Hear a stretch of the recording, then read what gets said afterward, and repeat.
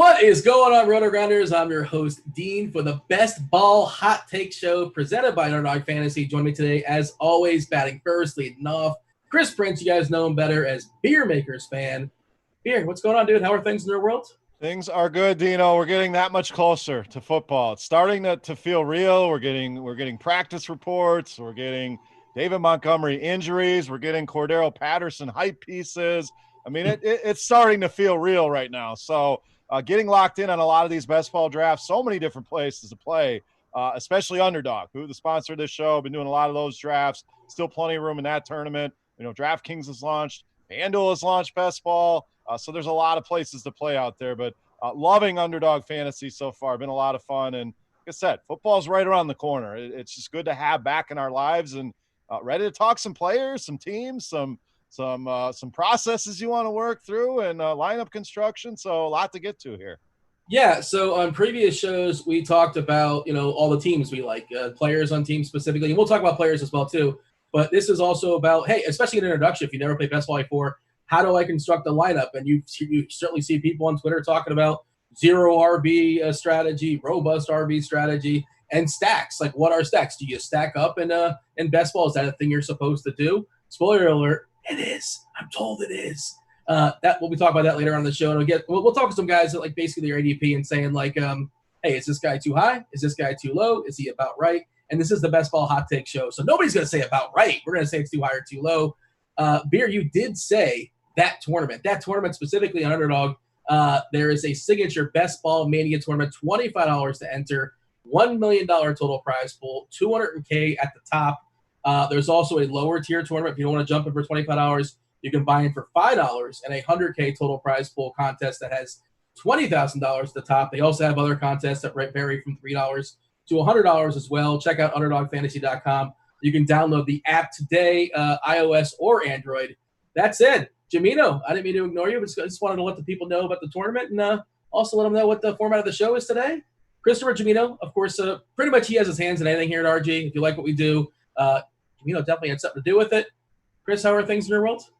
Being incredibly positive today. I'm feeling great. But look, you're wasting the people's time here. Everybody who knows anything that we can help, they already know Underdog is fantastic. It's the best place to play. They already know to use promo code Grinders. They already know all these things, Dean. They've listened to so many. If they're listening to our podcast, they've listened to so many podcasts. Let's move it along. I mean, we have got to get in here and start talking about the plays. The season is upon us. NFL football is here. We're just like completely pumped about it over here. I can't wait to talk about some of these strategies I've been deploying in my best ball contest. And again, the people who are listening to this show, they're pros at best ball probably. And if they're not, they certainly already know to go to Underdog Fantasy to play. They already know to use promo code Grinders. And quite frankly, they already probably even know to read under the YouTube box and see that there's a raffle to be had here for some potential Core 4 packages and T-shirts. So we can just move this along, Dean. Let's go.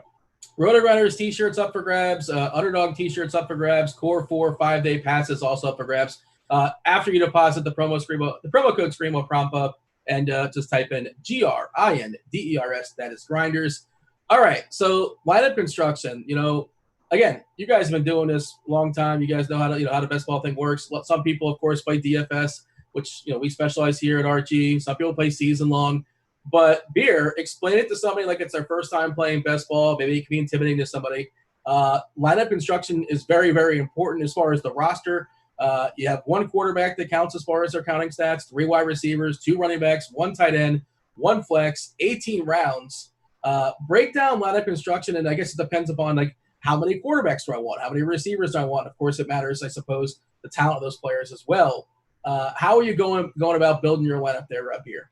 Yeah, the beauty of best ball, there's a lot of different ways that you can construct a lineup. So it really depends on the strategy that you're going to go into the draft with. And, as I always say, you have to be flexible because you may go in with a certain strategy, things don't go well. And then if you don't know how to react to it, it's just going to be a disaster for you. So all in all, generally an Underdog, 3 wide receivers is really what stands out to me is very important, in this roster construction. A lot of places you'll get 2, it'll be more balanced, you'll get more flexes. When you have to start 3 wide receivers, that's a position that I really want to make very, very important in my drafts. And it's not saying running back is not important. We know running back, the most important position in fantasy football. So But starting 3 receivers is something I think people forget about, and it can be very easy to load up on some other positions and forget about that position, and then you're behind the 8 ball there. So generally when I'm building my rosters on Underdog, wide receiver is very important to me, especially in the middle rounds. I can still grab a running back or 2 early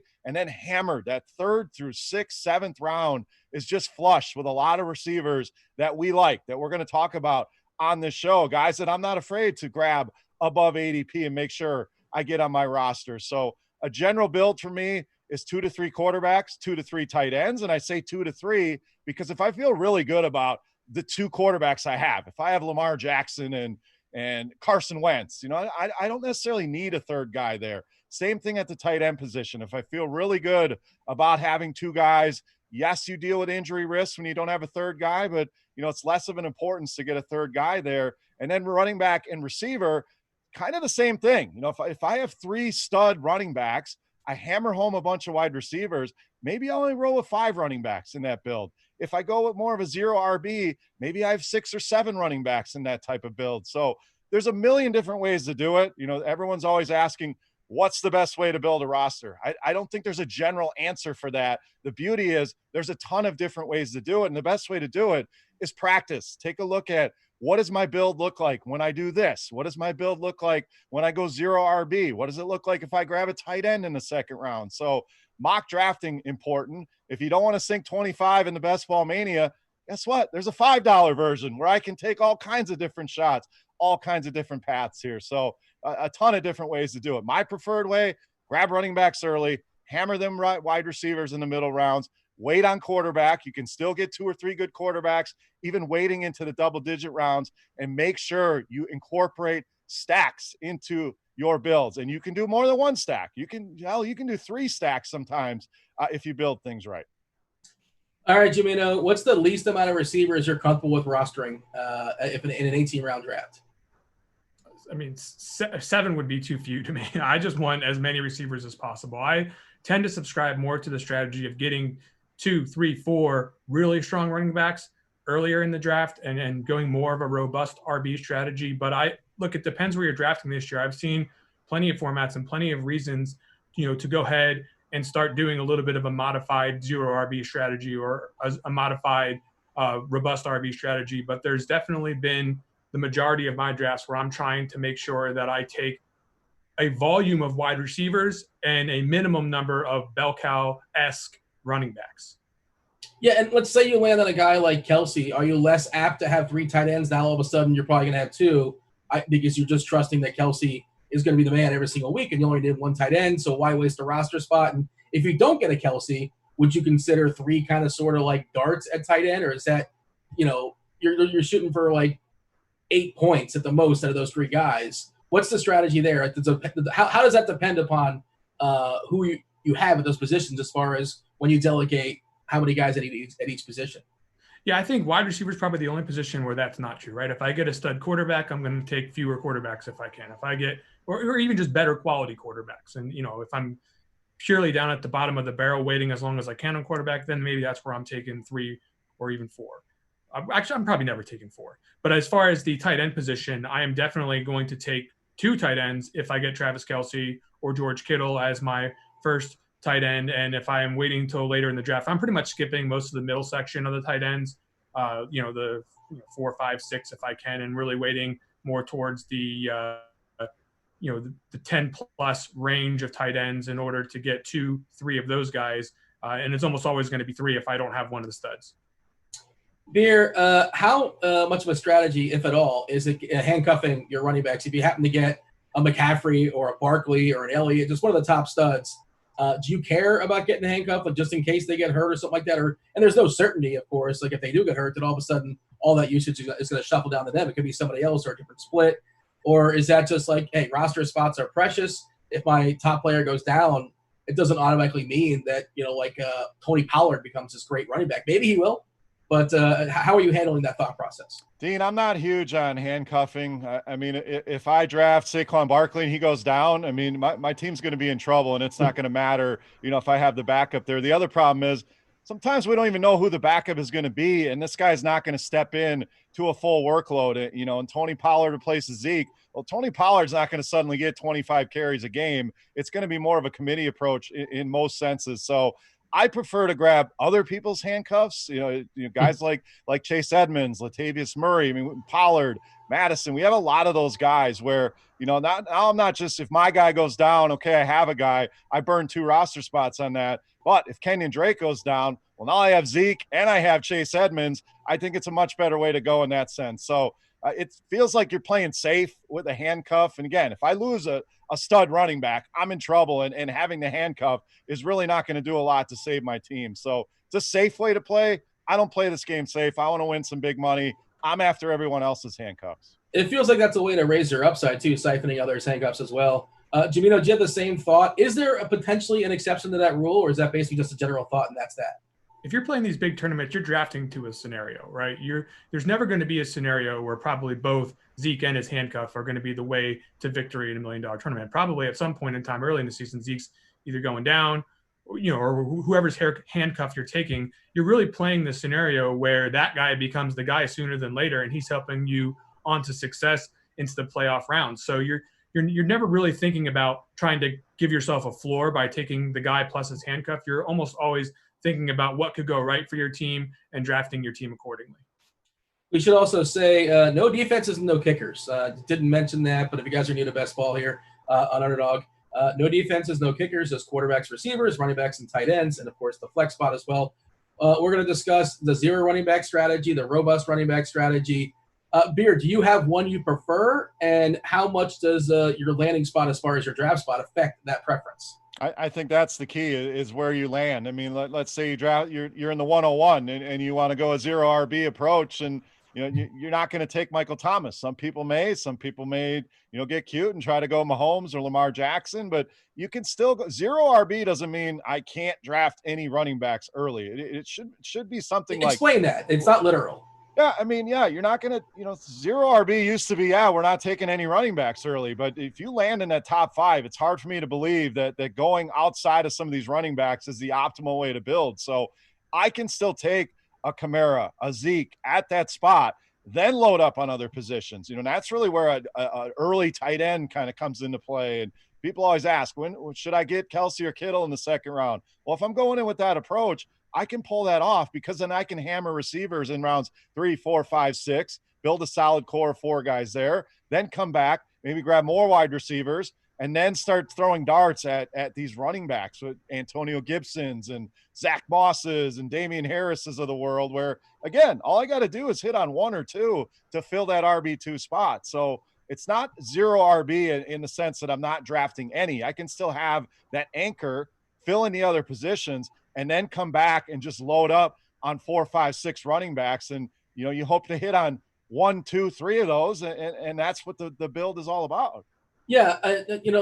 Throwing away, obviously you got to be flexible and like rules change and all that, depending on what the draft is giving you. But assuming there's no extreme outliers, the obvious, value plays when you're drafting. When do you draft CMC in the first round and you're in your head, you're going zero running back. When do you pick your second running back? Probably not till round 7. Is that where you're at as well, Jamino? Not really. I mean, I will wait as long as round 6 or 7. It really depends on what kind of a team I'm constructing for that particular draft. But yeah, if I'm going like something that's more of a purist zero RB, I'm going to wait that long. But I mean, for me, I'd prefer to get a second back somewhere in between there if I could find them for the right price. Yeah, your understanding of zero running back and, of course, robust running back, and do you have a preference? And, again, I'm sure it's heavily influenced by where you are drafting. If you take the 10 slot, if you take the 3 slot, it should matter and you got to be flexible depending on what the draft gives you. Do you prefer a certain strategy, Jamino, or it's just like whatever is best for that particular draft? Yeah, so, I mean, it's a lot of times you're looking at the 1 through 3 hole, and you're getting Zeke, you're getting McCaffrey, you're getting Barkley, and then you're coming back around, and that 2-3 turn really isn't yielding like a lot of incredible options at running back, right? Like depending on how your draft goes in between those 2 spots, sometimes you're looking at some really, really big, good looking receivers and tight ends there on that turn, and you're not really looking at the back. So I think it's been natural for people to want to go ahead and then start taking wide receivers because the names just look better on the page than especially if, in a half-point PPR where maybe Austin Eckler isn't as attractive there, you're really not loving the idea of fist-pumping Aaron Jones or James Conner around that turn. That's when really looking at the wide receivers tends to be a thing that you'll do. So that's why early in the rounds, you might find yourself doing a modified zero RB or robust wide receiver, whatever you want to call it. And then towards the end of the round, where you can take two stronger running backs, like you're mixing Kenyon Drake, Miles Sanders, like back to back there. That's really where I've been looking at liking my robust RB teams the best. Do you agree with that, Beer? Like the best spot probably to go robust is to have like that 10 spot where you can hammer home a couple of running backs right out the gate? Absolutely. You're going to lock in two guys. That whole cluster of Miles Sanders and Josh Jacobs and Nick Chubb. And, there's a lot of guys kind of in the same kind of tier there that, you start with two of those guys. To me, is a much better start than, a Zeke and some of these question marks at that 2-3 turn. That 2-3 turn is a rough spot. It's nice to have Christian McCaffrey, Saquon, some of these guys, but that's a difficult spot in the draft, in my opinion. Plus, you're going to have a long wait until that comes back around again. As we know, the turns can be tough. Sometimes you have to be a little bit more – actually, a lot of times you got to be a little bit more aggressive in those spots and reach a little bit. So it's just a tough spot. It makes more sense to go robust RB later in the round, even in the middle of the round. The Mixons, the Sanders of the world are there. But it is a nice way to start with two of those guys. Then you can kind of kick that can down the road a little bit and really load up. And again, this round 3 through 6 receivers, I can't stress enough, is just chock full of guys that I think can outproduce where they're being drafted. I mean, Metcalfs and Charks and McLaurins and just so many guys there that it's just the best way to go, in my opinion. So if I can go that route, that's what I prefer. But the key is the draft has to come to you. You have to be flexible. You can't be stubborn and saying, this is what I'm going to do. Sometimes your opponents aren't going to allow you to do that. You have to be able to adjust on the fly. So yes, have a strategy going in, but be ready to move to a different strategy or adjust your strategy accordingly to the way the draft is going. All right, Beer, a couple questions for you. You're drafting last in the first round. You're on the turn. You said, hey, I want to go robust running back. Ideally, in a perfect world, who are those two running backs sitting there waiting for you where you're just salivating? And secondly, for your third and fourth pick, what running back has to be there for you to justify drafting a third running back? Or it's like you've already made up your mind. You're going robust. You're going with 3 running backs out the gate. So at the end of the first, I'm big on Joe Mixon this year. I'm willing to take him in the middle of the first round. I know there's a lot of people on the other side of the fence of Joe Mixon, and the whole argument he's not going to be on a very good team. I think Cincinnati is going to be better than people realize offensively, so he's one. And I'm really warming up to Miles Sanders. I've moved him above Kenyon Drake now, starting to get on board there. I know he's dealing with a little bit of an injury. I don't think it's a big thing to worry about. So that would kind of be an ideal start for me. Obviously, Clyde Edwards-Helaire. I think he'll go well before that. So those are kind of the 3 guys I'm hoping for. As far as that third round goes, I'm loving James Conner this season, Dean. And some people are starting to warm up to that idea. A lot of people are concerned. They've written him off. He's injury prone. We've talked about this Pittsburgh offense many a times on this show, and he just continues to move up and up my board. And he's a guy that's a prime target for me. Even late in the second, I have no issues taking James Conner. If he's there in the third and I can start with 3 running backs and he's my third guy, I am loving the way that draft starts. Jamino, same question. Look, I mean, if I can have the 2 guys that I'm really looking for, I'm definitely wanting to have Miles Sanders, and I'm definitely wanting to have Kenyon Drake more than my fair share around that time. And if I can get Mixon back there, great. If I can get Clyde Edwards-Helaire, I'm definitely going to mix that into the mix. But the guy that I want to talk about coming back around in that second round, if you're drafting 7, 8, 9, something like that, is Josh Jacobs. Because if I'm playing in one of these tournaments, I feel like there's going to be a group of people who are just overlooking him, too early. They're going to try to let him fall down later into that second round. And I want to try to have that unique construction a little bit. I want to try to take advantage of the fact that there's this narrative out there that he's definitely not going to have any pass catching role, which I agree that there are some signs from the organization that maybe that won't be there. But when you hear him talking about wanting to develop that game and having 60 catches this year, I don't really care about the speak as much as just the possibility that it's out there, that it could happen. He could just be that good. You look at the skill and talent of the player, he could just demand himself be on the field for 3 downs just because of how good he is. Like, you look at the advanced metrics from the rookie year, just incredible from a yards created and after contact standpoint, really showing at such a young age, they can absolutely dominate his position and elevate himself to that top 5 caliber type player. That's really where I want to take advantage of the narrative and the speak out there and really say I want to get more than the field of Josh Jacobs. B, are you a fan of Jacobs? Are you afraid of Theo Riddick stealing his passes?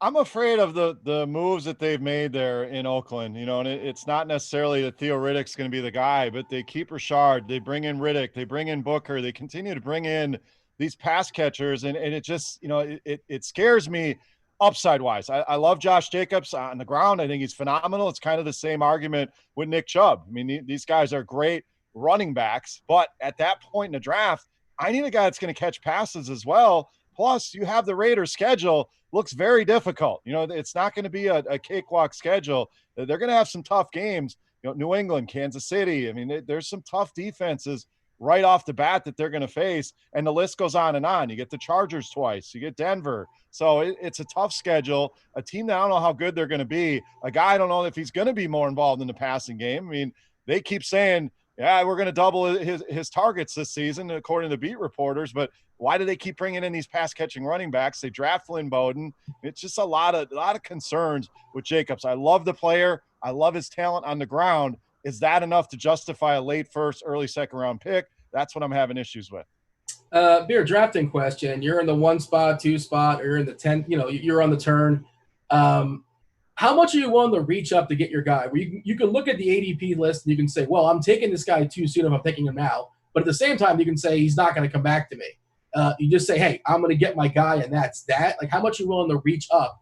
Like, obviously, it's a little easier to manage when you're in the middle. But when you're on, on the beginning and the end, how do you handle that? You just want your guy, and that's that. And who cares about ADP? Yeah, I think early in the draft, you don't have to reach significantly. If there's a guy you like, you like Austin Eckler more than Aaron Jones, whatever it may be, always go get your guy is my theory, especially when drafting on the ends. It's when you get into the later rounds that you got to throw ADP out the window and go get your guy. And I'm not talking about jumping 4 rounds. You have to be smart about it and making sure it's within, a round or two. But, I'm not looking at that list and saying, oh, I can't take this guy now. It happens in home leagues where my buddies are going to laugh at me if I take this. You got to throw all that crap out the window and go get your guy, especially when you're drafting on those turns. You have to be ultra aggressive on either end. In the middle, you can kind of plan things out. In the ends, you got a long wait. So you'd sit back and there may be a run at a position that you don't see coming. So you really have to be a step or two ahead,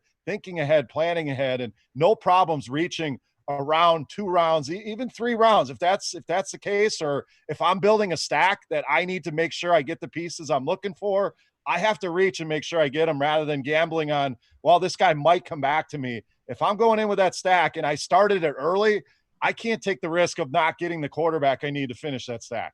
Yeah, that's what I was going to get at as well, too, because you want to complete your stack. And if you have to reach up an extra round or 2 or something like that, but if you don't get the guy, it completely derails your strategy.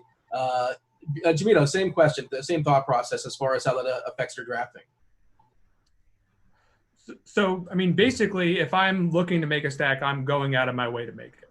Like, I just ended up doing it with Sam Darnold not long ago. I'm not particularly proud of it, but when you can go out of your way to stack up Sam Darnold, you have to do it, right? Hey, I did a bear stack the other day, so I know the feeling. That one was it just so happens. Too good. For whatever reason, I had to have Sam Darnold because I had Chris Herndon and I had Brashad Perriman. So I just, I wanted to make sure that, because I somehow had those 2 players together, it didn't make any sense for this particular tournament roster to not have Sam Darnold as the quarterback there. So I went ahead and paired them up. But a more realistic type of a thing might be where I see that I'm on a turn coming up and I see that there's possibly 2 players available. I'll sort of aim at the player that I know I'm happier to have standalone first.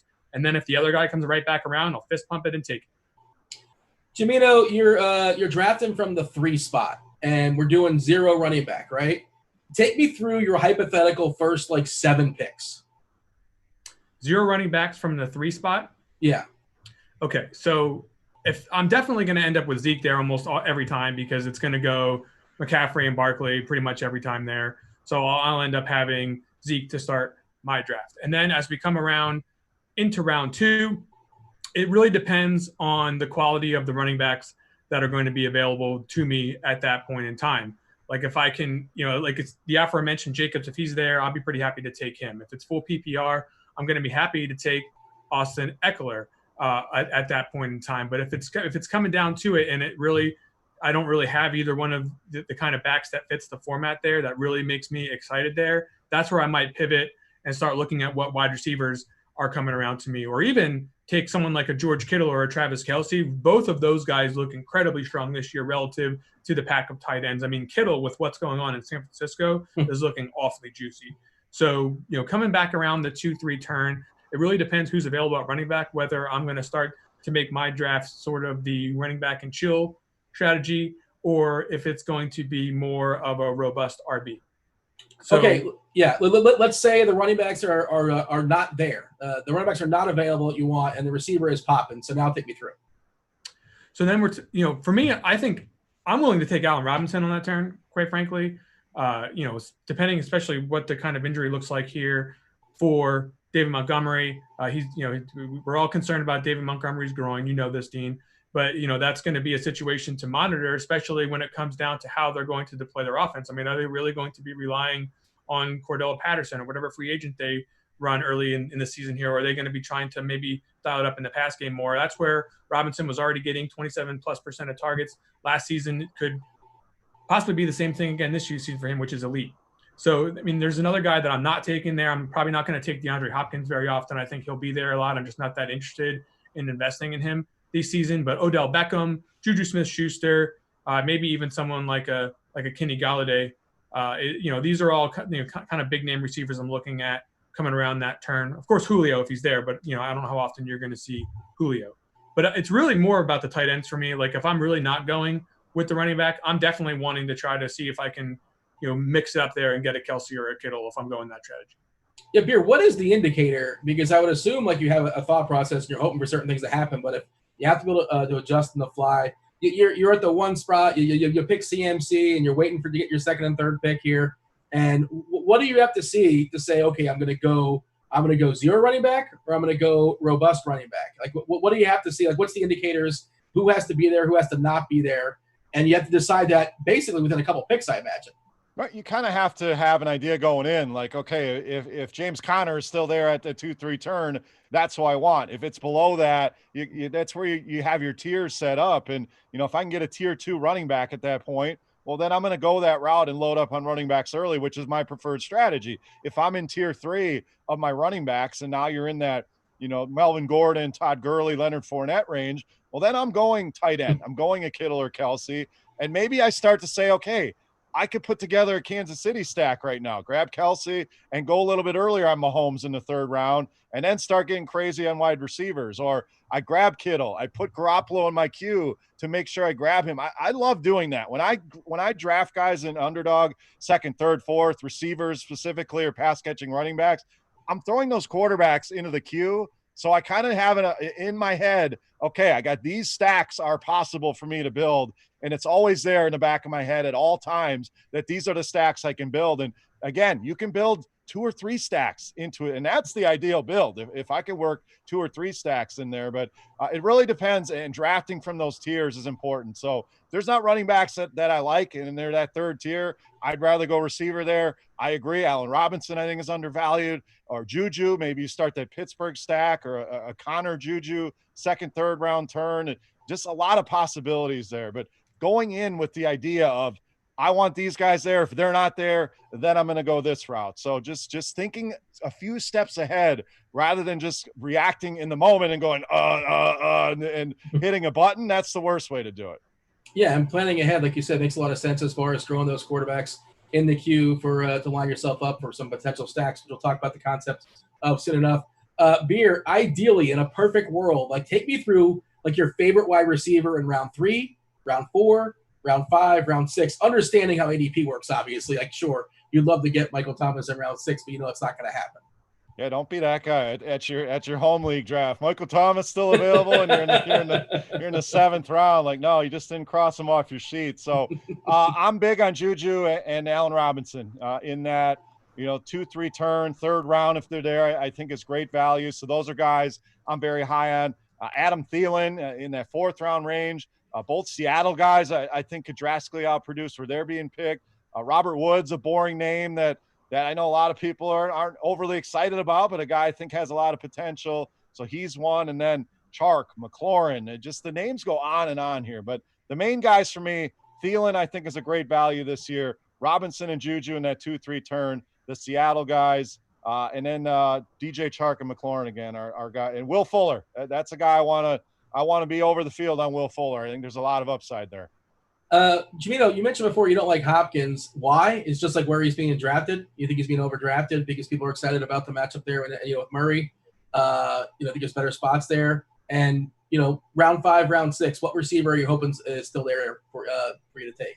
Well, no, it's not where he's being drafted. It's where he plays football. He plays in Arizona, and he's going to play alongside Larry Fitzgerald and Christian Kirk and a team that is in the air raid, and that is almost definitely not going to be providing him the kind of target share that he was seeing out in Houston. So I'd be surprised to see the massive target shares that made us absolutely love him a year ago. And I think that the touchdown distribution could be a little bit thinner than we saw as well. So, I mean, I don't think he's, any lower than like a top 10 receiver, but also when you talk about the price tag that you have to pay for him, I don't ever see the scenario where we're looking at Hopkins from Houston this season in Arizona. It could be wrong, but I would just rather bet on other guys.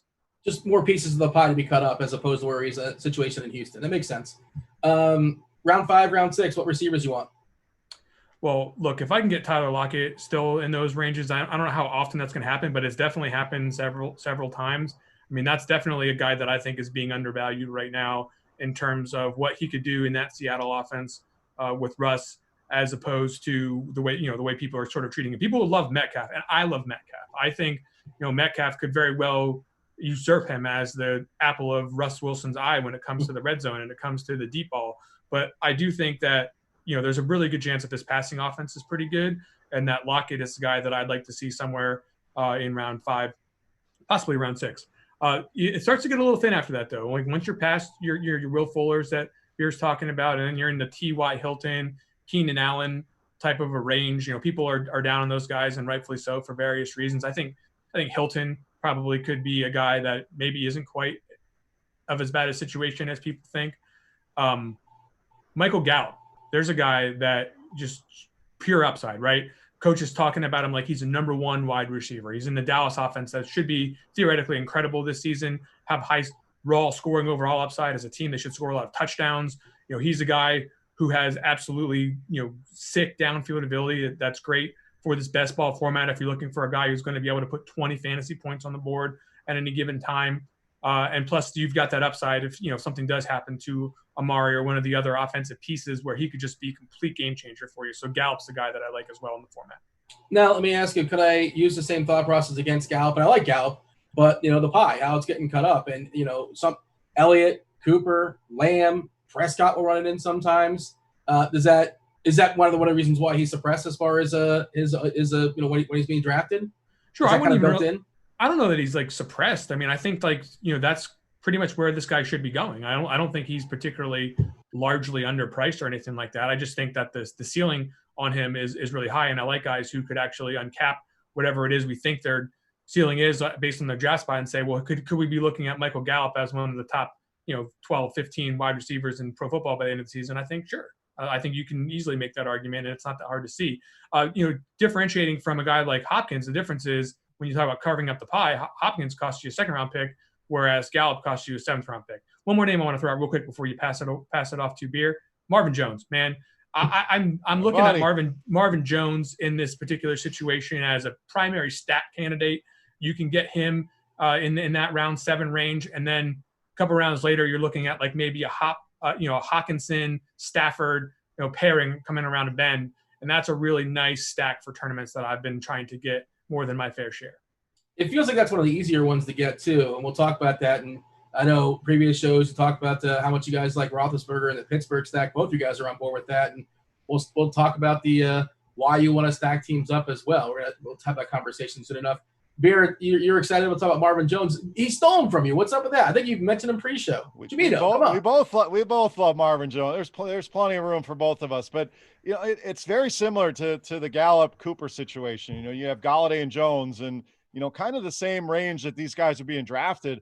I will gladly pass up Amari Cooper and Kenny Golladay. In fact, they're two guys that I'm not going to draft because I can get their teammates who put up just as good of numbers at a much lower price. I mean, I'll get these guys in the 6th, 7th, 8th round, and I just don't need to draft those guys early. So you can still build that Detroit stack without getting Golladay. I think that's another mistake people make is, oh, I missed out on the alpha receiver. No, you still got the other two guys there, and that's a very limited distribution of targets in that offense. Same thing with Seattle. That's why we like Lockett and Metcalf. There's just not a lot of other guys that are going to get the football. So Marvin Jones put up very similar numbers to Golladay outside of some of the, the touchdown numbers.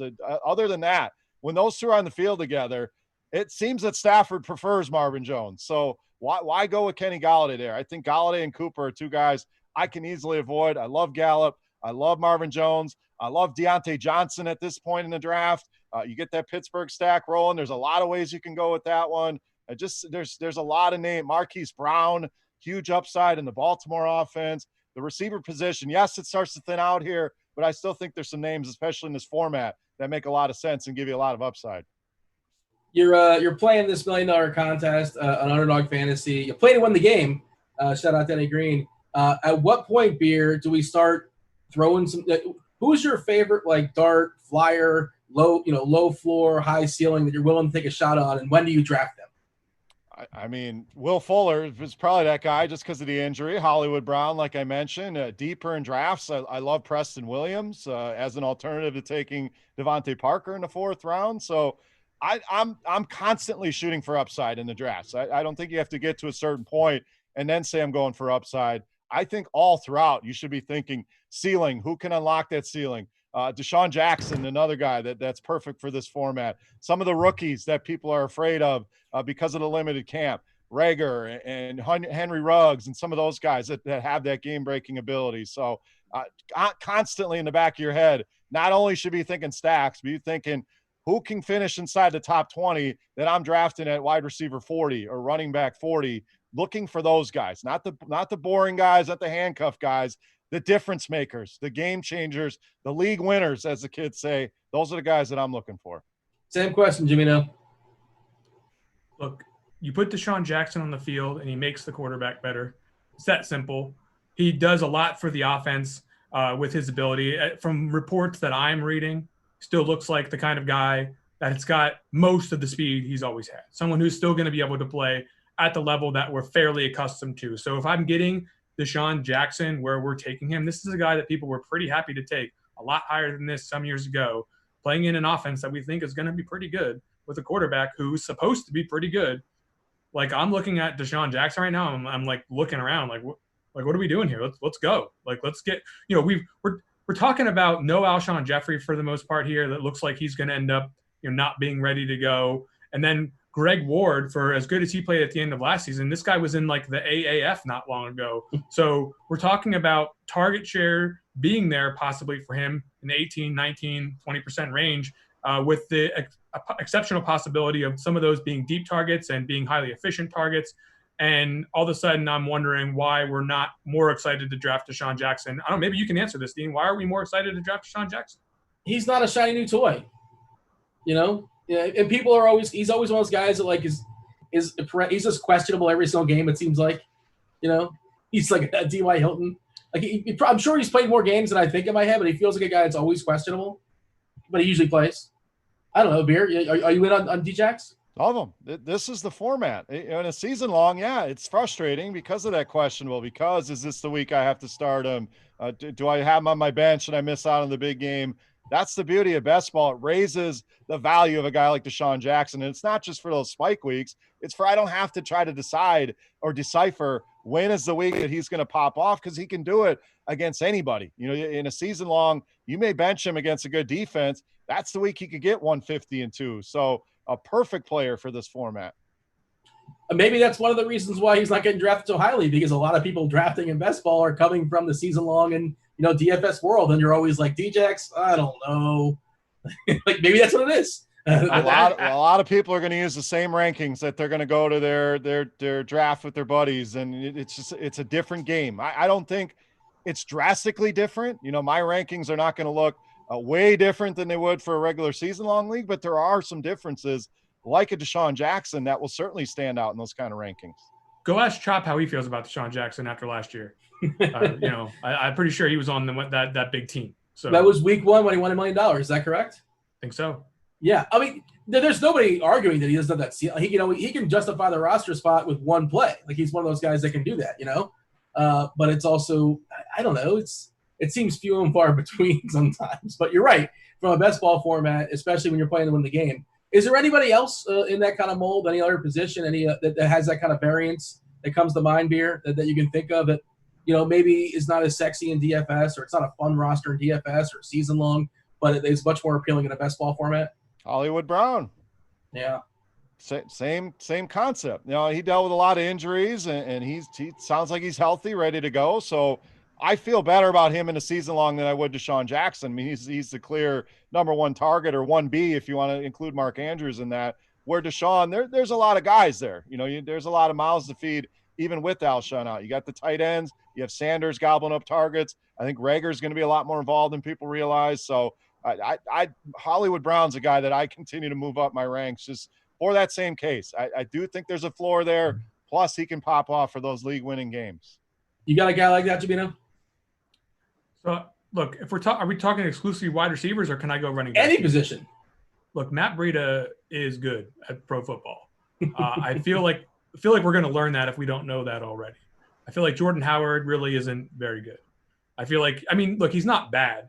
And the opportunity is really what matters. If the coaches in Miami decide they're going to give Jordan Howard, enough touches to make Matt Breida relegated and not that important for fantasy, well, then I'm gonna look stupid. But I have a feeling that the cream is going to rise to the top here, and before too long, we're going to find out that the versatility and speed of Matt Breida is just making this offense more explosive, especially if it's a guy, in there like a Fitzpatrick who doesn't really like to slow it down and grind it out. We got Chan Gailey as the offensive coordinator now. I'm just, I'm feeling CJ Spiller-esque here with your Matt Breida, if you will. I just see this guy ascending from where people have him preseason into a potential role where we're talking about paying 6-7K for him in DFS or something. I sort of have that vision for that being possible for Matt Breida. I don't know if it'll happen, but I do know that for the price tag and the kind of formats that I'm entering in best ball right now, he's exactly the kind of player that has that standalone value if nothing changes. And if something changes, he could be a winner for you. So that's why I'm interested in Matt Breida. He certainly got the athletic for it. The profile athletically is great. Yeah, opportunity is king. That's the most important thing in football. Just who's getting the reps, right? We saw it last year with Patrick Laird. Anybody. If you have the opportunity, certainly we're willing to roster you. And he certainly seems like a more flexible, more versatile back than a guy like Jordan Howard, who, I don't know, in my head is like kind of the 3 yards in a cloud of dust kind of guy, sort of an old school throwback. Maybe I'm wrong. Is that correct, Jimino? Is that a correct assessment? Yeah, I think people were looking at Howard as more of a downhill type of a guy who doesn't have like a ton of pass catching skills, and certainly the coaches won't see him that way. Like, they'll definitely see other guys on this roster as potential passing down backs when it comes to versatility. They're lining up Breida at wide receiver already in practice, I've heard. So, I mean, it's a situation where you're going, Howard's underdog fantasy value is going to be where he ends up playing the whole season and getting the majority of the goal line touches and falling in for a bunch of touchdowns, right? That's like really where you'll see that value. And Breida's value is going to be more along the lines of he's getting a lot of work in the passing game, and eventually at some point in the season for enough games, he's also getting some early down work. Where am I drafting him? Where do you feel good taking Breida? What round? I mean, I'll take him, round 8, round 9, something like that, as early as that. Like, I'm not like jumping out of my shoes to try to do it, but if I need a running back, he's definitely one of the guys I'm looking for first. If I haven't made that robust RB strategy, or if I need that fourth back, Breida's the guy I'm pretty excited to take in round 9 for sure. Yeah, I'm pulling up the ADP stuff, and I think this is fairly recent here on Underdog. We're looking at 95 overall.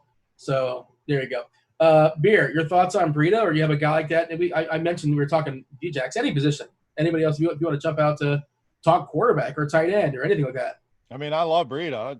I'm with Jimino here on this one. I mean, he's another guy continuing to move up my ranks. I have him above Jordan Howard. I have him above Devin Singletary, a guy that I'm moving down in my ranks. Zack Moss, a guy that I continue to move up there in Buffalo. So the guy that's kind of similar, you have to take a little bit early that fits that, has a role now, And if something were to happen, the role gets massive, is Kareem Hunt. And, and that ADP continues to climb, and maybe it climbs too high by the time we get towards the season, but similar type play. He's going to be involved from day one. We know he's going to have a pass catching role. And if something happens to Nick Chubb, you're talking about a first round running back that you took in the 5th, 6th round. So he's a guy that I'm willing to reach a little bit on, even with the ADP going up. I just think there's a lot of ways that Kareem Hunt can get you there and can be a league winner if something were to happen to Chubb.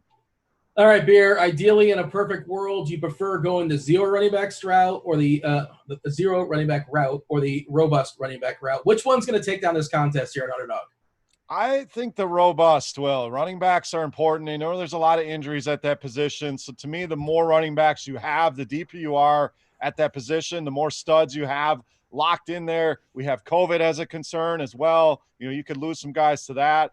I just think the stud workhorse running backs are the advantage in fantasy football, no different in this tournament. So that's the way I would rather go. I don't mind some of these other, I'm fine drafting any way the draft gives me, but if I could pick one, I want to load up on 3 of these stud top 15-ish running backs and then hammer home at the other positions. Same question, Jimino. I think it's going to depend on something pretty strange. I think it's going to depend on how some of these monster tight ends, these young guys that you're drafting around 10 and plus, your Noah Fants, your TJ Hawkinsons, your Dallas Goederts, these guys that are coming in those double-digit rounds that you're able to load up on at tight end. If some of these guys have big seasons and sort of get up into the territory or even sniff the territory of like your Kittles and your Kelseys and stuff, it's not super likely. But if it happens in any kind of systemic way where you can replicate that production with your tight end crew down there, then I definitely think it's going to be the robust running back strategy that will take it down.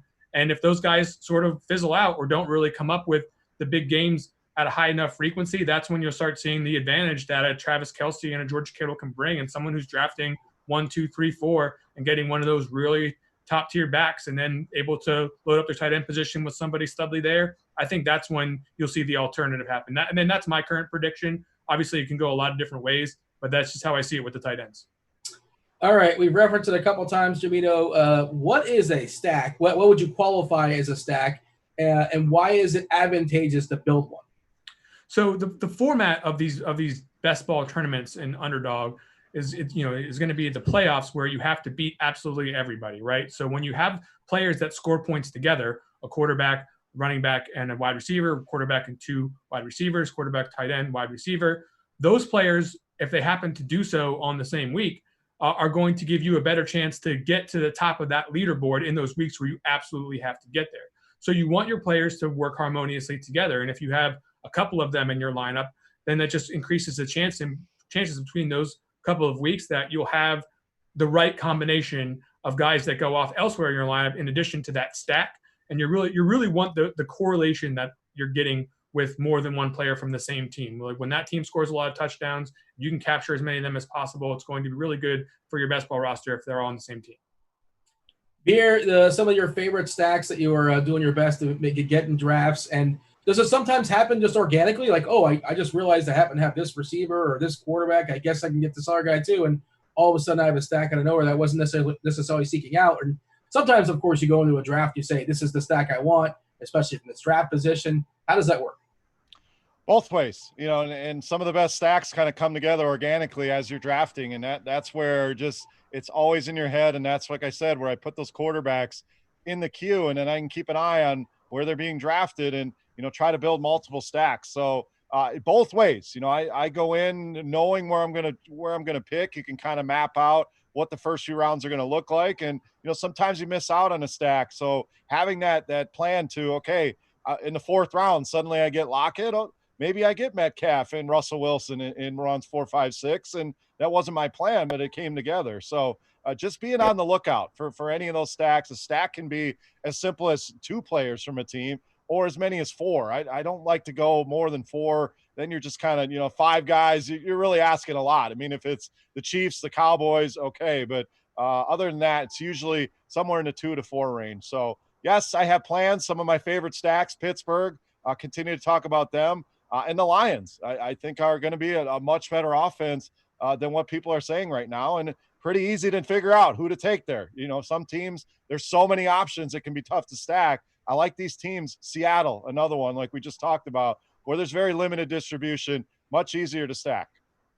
Jamino, some of your favorite stacks, and like how does it factor in again as far as opportunity cost? Like a Kansas City stack, it's going to certainly cost you more than like a Jet stack that you talked about earlier. You can just sort of fall into that and make that pretty easily. So some of the ones you're landing on and some of the ones you're seeking out, and how much you factor in opportunity cost. I mean, look, if you like, good quarterbacks that were drafted higher in the draft that play in soft divisions, then you might want to take a look at an Eagle stack, right? Like you might want to take a look at how cheap Desean Jackson is and how cheap Jalen Reagor is, even though his cost is rising. How cheap even Dallas Goedert is. You're probably sometimes going to even have Miles Sanders in that stack. I just think that that's an offense that could produce a lot of touchdowns. That's an offense that could produce a lot of raw fantasy points overall, just the way they play. And if there is a sort of a big season in line here for Mr. Wentz, a bounce back season, then you're talking about all of these weapons are going to get elevated. They're going to have a better situation than what we saw last season, where we were looking at Greg Ward down the stretch. This is a stack that I think you can get very affordably. And certainly don't forget about the Browns. Don't forget about Baker Mayfield. They had a down year too last year. So necessarily the stacking options aren't as easy to make there, especially since I don't really like the tight end too much, Austin Hooper. But if you have to do it, certainly like Baker, if you have an Odell Beckham team, you can go ahead and take him with Baker at the bare minimum, and that's a correlation I like. We are up against the clock. I'm going to fire a couple of names at you guys. Domino, Tyreek Hill, yay or nay?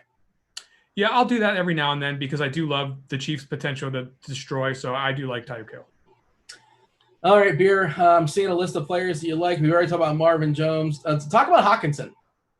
Again, a cheap piece in that stack, and word out of camp is he's been crushing it. So we saw the potential in week 1 last season. He kind of disappeared after that. But what do we know about tight ends, Dean? It takes them 2-3 years to get acclimated to the league. This guy was a top 10 pick in the draft. There's only Jones and Galladay really to compete for targets there.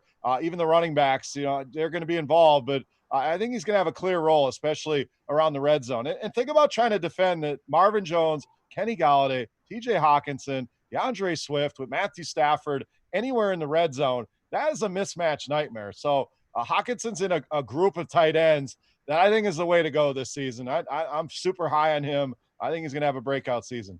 Beer, what do you have for me on Zack Moss?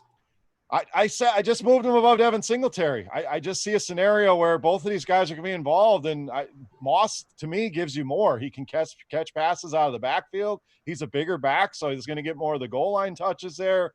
I think he takes this job and not relegates Devin Singletary to nothing. I think they'll use both guys, but would not shock me to see Moss be the better part of this committee here. Now, the worry and the ceiling gets capped by Josh Allen taking touchdowns away when they get close, but I think Moss is going to surprise some people. So continue to move him up, and I'll gladly take him over Devin Singletary, who I think is one of the most overhyped, overdrafted players this year. Jamino, you're a card-carrying member of Bill's Mafia. Are you on board with that take? No, I don't think so. I'm not really on board with any of the Bills. Like I can't find myself. I don't find myself taking any Josh Allen where he's going in those middle rounds at the quarterback position. I'm definitely out on Singletary. I think it's more of like a wash situation between him and Moss. I definitely prefer Moss over Singletary for the price, but I'm just not really finding myself wanting to take either one of those guys. Stephon Diggs, if you're drafting middle round wide receivers to quarterbacks who can throw deep balls, like I guess there's a scenario where you could have a big season, but I'm just not excited about any of them. Well, get excited in a second because we got to close strong. It's the Best Ball Hot Take Show, Jamino, of course, sponsored by Underdog Fantasy. Check out underdogfantasy.com, also the iOS or Android if that's your thing. If you have the phone, you don't really want to use a laptop, that works for you as well. We know the $1 million contest is still going down, not even half full just yet as far as I can tell. We saw pre-show, still plenty of time. So $200K at the top, $25 to jump in there. And, again, enter promo code GRINDERS because, hey, you can get yourself a free 5-day Core 4 RotoGrinders pass as well as a potentially a RotoGrinders t-shirt or an Underdog t-shirt. Jamino, finish strong. Give me a hot take. TJ Hockenson scores more touchdowns than Mark Andrews. Here, see that hot take and raise it. I'm gonna come at you rapid fire again, Dean. I got a few here. Marvin Jones outscores Kenny Galladay this season. Michael Gallup outscores Amari Cooper this season, and James Conner outscores, let's see, Aaron Jones, Josh Jacobs, and Nick Chubb this season. On sheer volume alone, Beer is the winner once again. Jamino, you got to take more than one shot apparently. But yeah, I mean, I'm going to forget the one he got wrong. There's maybe two wrong, but one he definitely got right. I don't know which one it is. That said, take your shot, as they say. Hey man, Swaggy P thought us, you got to shoot your shot, and you're like this, turning around, you assume what goes in, I suppose. Yep. All right, that's a different sport. This was football. That was Jamino. That was Beer. I was Dean. This was Best Ball Hot Take Show presented by Underdog Fantasy. Thank you for watching. We're out of here. Holler.